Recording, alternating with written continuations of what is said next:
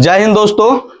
हम चर्चा कर रहे हैं त्रिपक्षीय संघर्ष के ऊपर। जैसा कि पिछली कक्षाओं में हम आपको दो वंश के बारे में बता दिए थे। त्रिपक्षीय संघर्ष में जो 3 राजवंश भाग ले रहे थे उसमें 2 राजवंशों के ऊपर हम चर्चा कर लिए थे। ठीक है, पाल वंश के बारे में हम आपको बता दिए थे और प्रतिहार वंश के बारे में भी हम चर्चा कर लिए हैं। ठीक है, आज की कक्षा में हम राष्ट्रकूट वंश के ऊपर क्या करने वाले हैं, चर्चा करने वाले हैं। ठीक है, तो आज हम बेहतरीन तरीके से राष्ट्रकूट वंश को क्या करेंगे, संपन्न करेंगे और नेक्स्ट वीडियो में क्या करेंगे कि इन तीनों राजवंशों के जो जो राजा लोग त्रिपक्षीय संघर्ष में कन्नौज पर अधिकार करने के लिए मार किया है उस सब को एक में लिंकअप करा देंगे और मार झगड़ा करा देंगे। कौन दिक्कत समझने में? एगो शॉर्ट वीडियो क्या कर दिया जाएगा, अपलोड कर दिया जाएगा। ठीक है, आपसे एक रिक्वेस्ट है, आपके लिए हम इतना मेहनत कर रहे हैं तो आप हमारे लिए एक काम कीजिए कि ये जो वीडियो हम अपलोड कर रहे हैं इसको ज्यादा से ज्यादा शेयर कीजिए और क्या कीजिए, उसको लाइक किया जाता है ना, तो हाँ लाइक कीजिए। और चैनल जो है हमारा ये बीपार्ड सिलेक्शन सेंटर,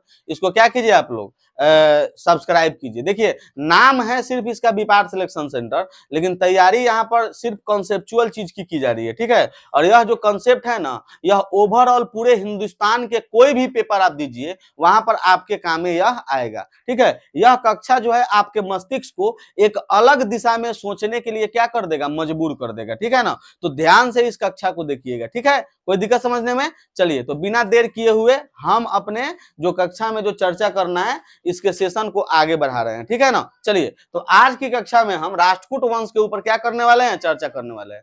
पिछली कक्षाओं में भी हम आपको बता दिए थे कि ये राष्ट्रकूट वंश जो था यह महाराष्ट्र के क्षेत्र में क्या था, शासन कर रहा था। ठीक है, और इधर गुजरात और राजस्थान के क्षेत्र में प्रतिहार लोग थे और यहाँ पर बंगाल के क्षेत्र में कौन थे, पाल थे। ठीक है, तो आज हमें सिर्फ राष्ट्रकूट वंश के ऊपर चर्चा करना है। ठीक है ना, तो चलिए शुरू करते हैं राष्ट्रकूट वंश के बारे में। ध्यान दीजिए, राष्ट्रकूट वंश की पहली जानकारी ये है सबसे पहले कि राष्ट्रकूट वंश कहाँ स्थित था। तो हमें पता है कि महाराष्ट्र में स्थित था। और राष्ट्रकूट वंश के संस्थापक कौन थे? ठीक है ना, तो राष्ट्रकूट वंश जो था इसके संस्थापक जो थे उनका नाम था दंती दुर्ग। कौन थे? दंती दुर्ग। राष्ट्रकूट वंश के संस्थापक कौन थे? दंती दुर्ग थे। और दंती दुर्ग ने अपने राजधानी किसको बनाया था? मान्य खेत को। किसको बनाया था? मान्य खेत। तो ध्यान दीजिए, राष्ट्रकूट वंश की राजधानी मान्य खेत, राष्ट्रकूट वंश के संस्थापक दंती दुर्ग। कौन थे? दंती दुर्ग। अब ध्यान दीजिएगा, यह जो राष्ट्रकूट वंश है इसमें मुख्य रूप से हमें 7 राजाओं के लिस्ट जो है हमको याद करना है। 7 गो राजा के बारे में याद करना है नाम, जिसमें सबसे पहले तो हमारे दंती दुर्ग आएंगे, उसके बाद 2 नंबर पर आएंगे ध्रुव। कौन आएंगे? ध्रुव। 3 नंबर पर जो आएंगे उनका नाम होगा गोविंद थर्ड। कौन होंगे? गोविंद थर्ड। 4 नंबर पर जो राजा होंगे उनका नाम होगा अमोघ वर्ष। क्या होगा? अमोघ वर्ष। 5 नंबर पर होंगे हमारे इंद्र थर्ड। 6 नंबर पर होंगे हमारे कृष्ण थर्ड और 7 नंबर पर कर्ण द्वितीय। तो ये 7 गो राजा का जो हम नाम लिए हैं, इन्हीं 7 राजाओं के उपलब्धियों के बारे में राष्ट्रकूट वंश में हमें क्या करना है, चर्चा करना है। तो धीरे धीरे एक एक करके हम सभी राजाओं के बारे में कुछ महत्वपूर्ण बातें आपको बताने की कोशिश करेंगे। ठीक है, जो कि एग्जाम ओरिएंट हो और कॉन्सेप्ट के दृष्टिकोण से इसको हम देखेंगे। ठीक है, किसी भी राजवंश के बारे में यदि हम पढ़ रहे हैं तो सबसे पहले उसका एक वेन डायग्राम बनाना चाहिए कि उस राजवंश में हमें पढ़ना क्या है और किन किन राजाओं की व्याख्या की गई है उस राजवंश में। तो हम राजाओं का तो लिस्ट आपको बता दिए। ठीक है, तो आप पढ़ने की हम शुरू करते हैं। सबसे पहले किसके बारे में पढ़ेंगे? तो सबसे पहले हम दंती दुर्ग के बारे में पढ़ेंगे। ठीक है, दंती दुर्ग को राष्ट्रकूट वंश के संस्थापक माना जाता है। ठीक है ना, अब ध्यान दीजिए, महाराष्ट्र का एक छोटा सा क्षेत्र था, ठीक है ना, जिसे लातूर कहा जाता था। क्या कहा जाता था? लातूर। महाराष्ट्र में एक छोटा सा क्षेत्र है लातूर। तो सबसे पहले राष्ट्रकूटों की उत्पत्ति लातूर में हुई थी। ठीक है, और लातूर में ही राष्ट्रकूट वंश की स्थापना किसके द्वारा किया गया था? दंती दुर्ग का किया गया था। ठीक है, जो कि धीरे धीरे विस्तारित होते होते पूरे महाराष्ट्र के ऊपर कब्जा कर ली, कुछ कर्नाटक के क्षेत्र को भी क्या कर ली, अपने में मिला ली, कर्नाटक के ऊपर भी कब्जा कर ली और उत्तर भारत में भी इसका विस्तार करने लगा ये लोग। ठीक है, इन राजाओं ने उत्तर भारत में भी विस्तार किया। गुजरात में एक बंदरगाह है भरौच बंदरगाह, जो कि राष्ट्रकूटों के द्वारा विकसित किया गया था व्यापार करने के लिए। तो गुजरात तक यह साम्राज्य जो था यह फैल चुका था। कौन दिक्कत समझने में? तो चलिए धीरे धीरे चर्चा करते हैं। देखिए सबसे पहले हमारे हैं कौन? दंती दुर्ग महाराज। तो दंती दुर्ग महाराज को क्या कहा जाता है? राष्ट्रकूट वंश के संस्थापक माना जाता है और इन्होंने अपने राजधानी किसको बनाया था? मान्य खेत को बनाया था, जो कि महाराष्ट्र में स्थित है। ठीक है ना, तो दंती दुर्ग ने अपने राजधानी किसको बनाया? मान्य खेत को। मान्य खेत कहाँ स्थित था?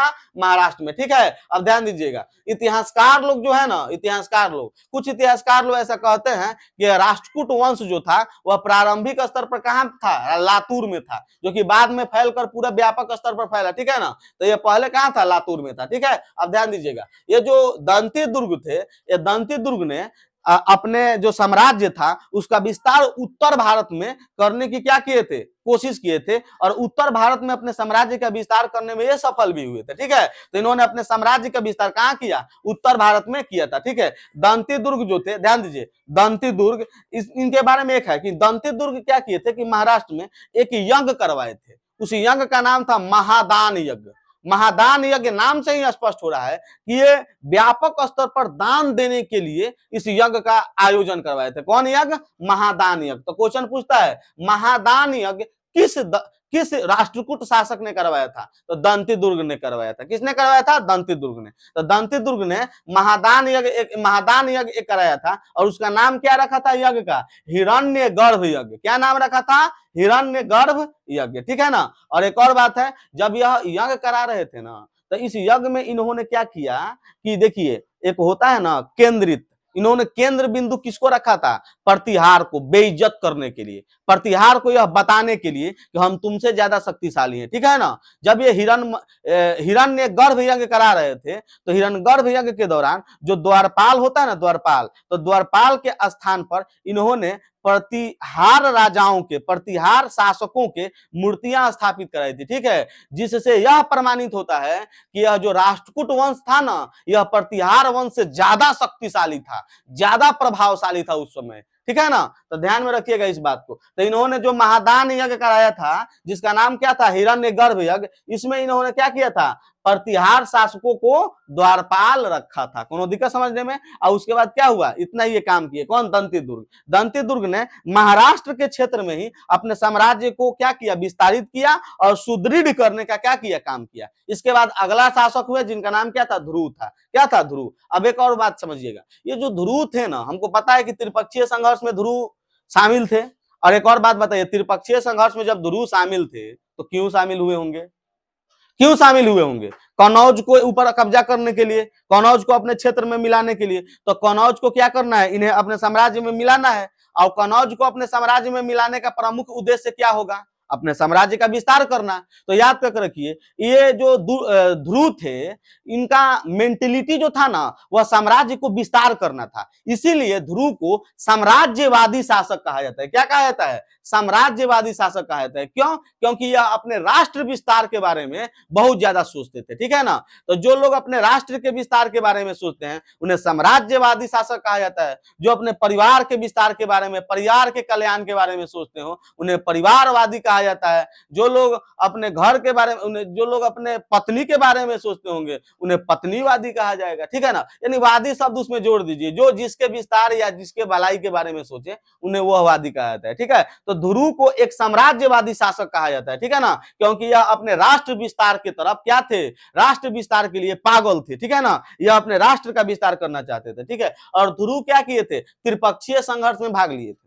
अब जब ध्रुव त्रिपक्षीय संघर्ष में भाग लेंगे तो इनका सामना दो राजवंशों के शासकों से होगी, एक प्रतिहार राजवंश के शासक और एक पाल राजवंश के शासक। तो देखिए, प्रतिहार राजवंश के शासक वत्स जो थे, वत्सराज, तो वत्सराज को क्या किए थे ये ध्रुव, पराजित कर दिए थे। क्या किए थे, त्रिपक्षीय संघर्ष में ये ध्रुव जो थे वे वत्सराज को हराए थे, जो प्रतिहार शासक था। और पाल वंश के शासक जो थे उनका नाम था धर्मपाल, तो धर्मपाल को ये पराजित किए थे, ठीक है। तो पाल वंश के राजा धर्मपाल और प्रतिहार वंश के राजा वत्सराज, इन दोनों को त्रिपक्षीय संघर्ष में ध्रुव के द्वारा क्या किया गया, पराजित किया गया, ठीक है ना। और ध्रुव याद करके रखिएगा, जब यह अपने साम्राज्य विस्तारवादी नीतियों पर काम कर रहा हो तो एक बात बताइए बाबू, इसके ऊपर किसी बाह्य शक्ति का क्या होगा, कंट्रोल होगा, नहीं होगा। जब बाह्य शक्ति इसके ऊपर कंट्रोल नहीं करेगी, जब इसे बाह्य शक्ति इसके ऊपर दबाव जब नहीं बना पाएगी, तो बताइए यह अपने आप को संप्रभु घोषित करेगा कि नहीं, एकदम करेगा। तो ये जो ध्रुव था यह अपने आप को संप्रभु शासक घोषित किया, अपने आप को संप्रभु शासक मानता था। कोई दिक्कत समझने में। अब ध्यान दीजिए, इस ध्रुव के बाद इसका पुत्र जो था उसका नाम था गोविंद थर्ड। तो ध्रुव के बाद अगला राजा जो बना उसका नाम था गोविंद थर्ड, ठीक है। जो गोविंद थर्ड ध्रुव का क्या था, पुत्र था। अब गोविंद थर्ड के बारे में देखिए, गोविंद थर्ड ने भी साम्राज्य विस्तार के ऊपर काम किया, ठीक है, इन्होंने भी क्या किया, साम्राज्य विस्तार किया। अब एक बात बताइए, जब कोनो आदमी साम्राज्य विस्तार करेगा तो मारपीट तो करबे करेगा। और इस समय सबसे महत्वपूर्ण मारपीट की बात हो रही है किसके बारे में, त्रिपक्षीय संघर्ष के बारे में। इसका मतलब ये हुआ कि ये जो थे ना बाबू, कौन, गोविंद थर्ड, ये भी त्रिपक्षीय संघर्ष में भाग लेंगे। ठीक है ना, तो गोविंद थर्ड ने भी त्रिपक्षीय संघर्ष में भाग लिया। अब एक बात बताइए, जब ये त्रिपक्षीय संघर्ष में भाग लेगा तो त्रिपक्षीय संघर्ष में एंटी जो दो राजवंश है उनके राजाओं को पराजित करेगा। एंटी दो राजवंश कौन है, प्रतिहार और इपाल।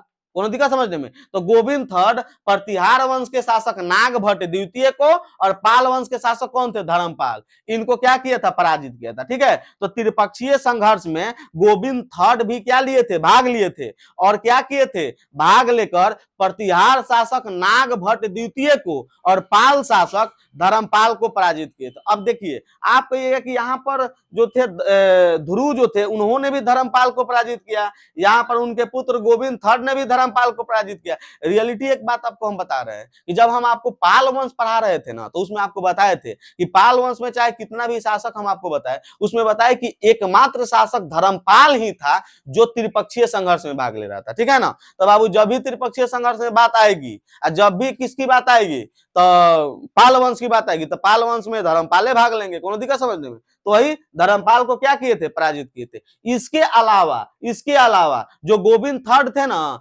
इन्होंने पल्लव और पांडवों को भी क्या किया, हराया था। पल्लव और पांडवों को भी हराया था। इनके समकालीन दो राजवंश थे, पल्लव और पांडव, जिसके ऊपर आगे हम चर्चा करेंगे। ठीक है, चेर, चोल, ठीक है, पल्लव, पांडव, सबके ऊपर चर्चा करेंगे। ठीक है ना, तो इन्होंने क्या किया, पल्लव और पांडवों को भी क्या किया था, हराया था। पल्लव और पांडव को भी क्या किया था, हराया था। एक और बात ध्यान दीजिएगा, ये जो गोविंद थर्ड है ना, इनके समय में जो एलोरा की गुफाएं है ना, उसका क्या हो रहा था, एलोरा की गुफाएं जो हो रही थी, इसका निर्माण हो रहा था। कहने का मतलब कि उसको क्या किया जा रहा था, एलोरा की गुफाओं को तराशने का काम किया जा रहा था। तराशने का मतलब हथौड़ी से क्या किया था, पत्थर को काट काट के एलोरा की गुफाओं का क्या किया जा रहा था, निर्माण किया जा रहा था। अब एक बात बताइए, जब इनके समय में एलोरा की गुफाओं को तराशा जा रहा है, तो एक बात आप बताइए कि शासक का मेंटेलिटी वास्तुकला के क्षेत्र में होगा कि नहीं? एकदम होगा।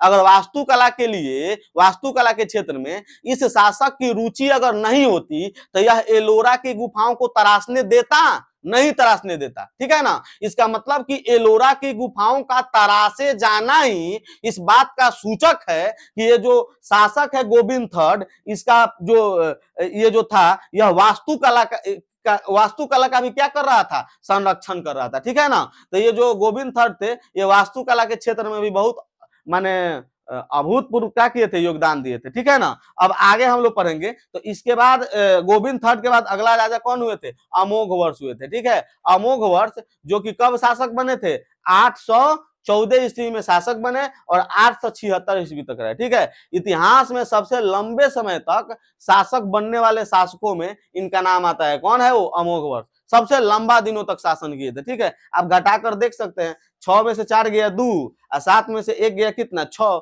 यानी कि 62 साल तक। ये ऐसे राजा था जो 62 साल तक शासन किया था। यानी कि हम ऐसा मान सकते हैं कि इतिहास में सबसे लंबा कार्यकाल किस राजा का था, अमोघ वर्ष का था। ठीक, किसका था, अमोघ वर्ष। ठीक है ना, अब ध्यान दीजिए, अमोघ वर्ष जो थे वह धार्मिक रूप से सहिष्णु थे। धार्मिक रूप से क्या थे, सहिष्णु थे। जैन धर्म को मानते थे। किस धर्म को अपनाए थे, जैन धर्म को, अमोघ वर्ष। और धार्मिक रूप से कैसे थे, धार्मिक रूप से सहिष्णु शासक थे। सहिष्णु शासक कहने का मतलब बाबू ये हुआ ना, सहिष्णुता का मतलब ये होता है जब सभी को समान भाव से देखा जाए, जब सभी को समान नजरिया से देखा जाए, उसे ही क्या कहा जाता है, सहिष्णु। क्या कहा जाता है, सहिष्णु। ठीक है, तो ये जो थे ना, अपने शासन काल में जो अमोघ वर्ष थे, जितने भी धर्मों को मानने वाले लोग थे, मुख्य रूप से बौद्ध धर्म और जैन धर्म को मानने वाले थे और हिंदू धर्म, तो सभी धर्मों के लोगों को अपने धर्म के प्रति आस्था रखने की पूर्ण छूट दिया था। ठीक है ना, इसीलिए इन्हें धार्मिक सहिष्णु शासक भी कहा जाता है। ठीक है,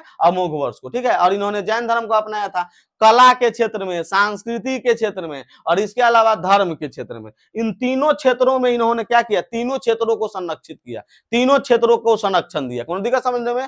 कला वाले कहे मतलब कि अलग अलग कला के, कोई संगीत कला से जुड़े हुए लोग हो, चाहे कोई मूर्ति कला से जुड़े हुए लोग हो, तो कलाकारों को भी यह क्या किए, संरक्षण दिए। संस्कृति, संस्कृति कहने का मतलब कि कुछ पौराणिक जो है हम लोगों के नियम कानून हो, नीति हो, उसको भी क्या किए हुए, संरक्षण दिए। और धर्म को तो संरक्षण देने का काम किए ही है। कौन? अमोघ वर्ष, ठीक है ना। अब ध्यान दीजिए, अमोघ वर्ष क्या थे, ये कन्नड़ विद्वानों को भी क्या किए, संरक्षण दिए। कन्नड़ विद्वानों को, कन्नड़ यानी कर्नाटक में जो कन्नड़ विद्वान लोग थे उन लोगों को भी संरक्षण दिए। और संरक्षण देने के जानते हैं सबसे मेन रीजन क्या था? ये खुद भी कन्नड़ भाषा के एक महान विद्वान थे। कौन? अमोघ वर्ष। अमोघ वर्ष स्वयं भी कन्नड़ भाषा के एक महान विद्वान थे, ठीक है ना। और इन्होंने कन्नड़ विद्वानों को क्या किया, संरक्षण भी दिया था, ठीक है ना। इनके दरबार में एक जैन सन्यासी रहता था। क्यों? क्योंकि ये जैन धर्म मानते थे, तो इनके दरबार में एक जैन सन्यासी रहता था जिनका नाम क्या था, जीन सेन था। क्या नाम था? जीन सेन। तो जैन सन्यासी जीन सेन के द्वारा आदि पुराण नामक पुस्तक की रचना किया गया। तो क्वेश्चन पूछेगा,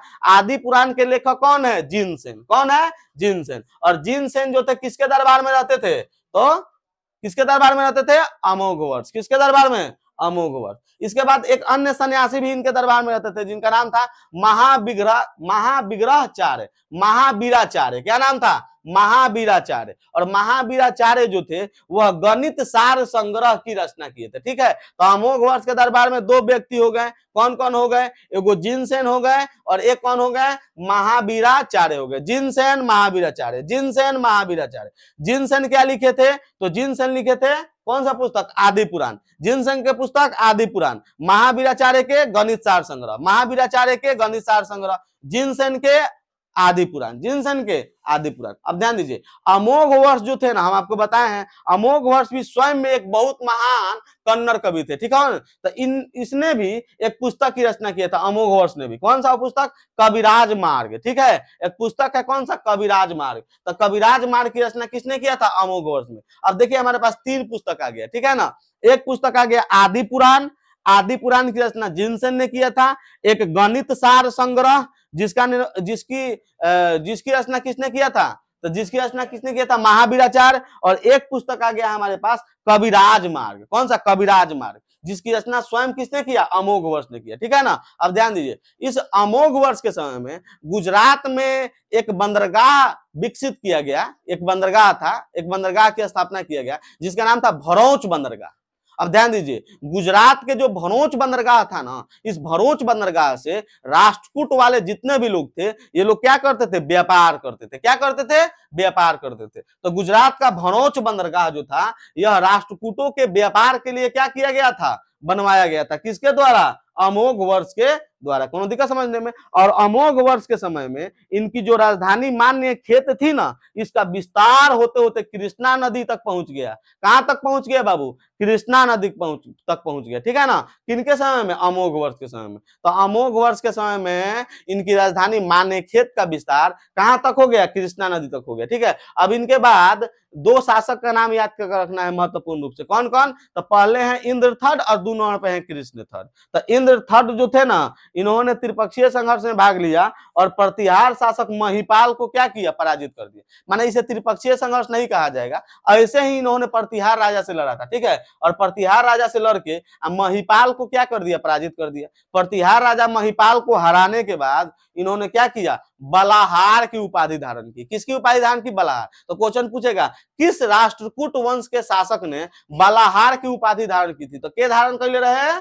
इंद्र थर्ड ने। किसने? इंद्र थर्ड ने बलाहार की उपाधि धारण किया था। अब इसके बाद है कृष्ण थर्ड महोदय, ठीक है। और इंद्र थर्ड 915 से लेके 927 ईस्वी तक राजा रहे, ठीक है ना। और कृष्ण थर्ड जो थे वह 939 से लेके 965 ईस्वी तक राजा रहे। कब से कब तक? 939 से 965 ईस्वी तक, ठीक है ना। अब ध्यान दीजिएगा, ये जो कृष्ण थर्ड थे, इस कृष्ण थर्ड को कला और संस्कृति का संरक्षक माना जाता है। ये भी कला और संस्कृति को संरक्षण दिए, तो इनको संरक्षक माना जाता है, ठीक है। और इनके दरबार में सबसे महत्वपूर्ण चीज याद करके रखना है कि कृष्ण थर्ड के दरबार में एक कन्नड़ कवि रहते थे जिनका नाम क्या था? पोन्ना। क्या नाम था? पोन्ना। और कन्नड़ कवि पोन्ना के द्वारा एक पुस्तक की रचना किया गया था जिनका नाम क्या था? शांति पुराण, ठीक है ना। तो पुन्ना ने किस पुस्तक की रचना किया? शांति पुराण की। किसकी रचना किया? शांति पुराण की। और पुन्ना नामक कन्नड़ कवि किसके दरबार में रहते थे? किसके दरबार में रहते थे? तो देख लीजिए, किसके दरबार में?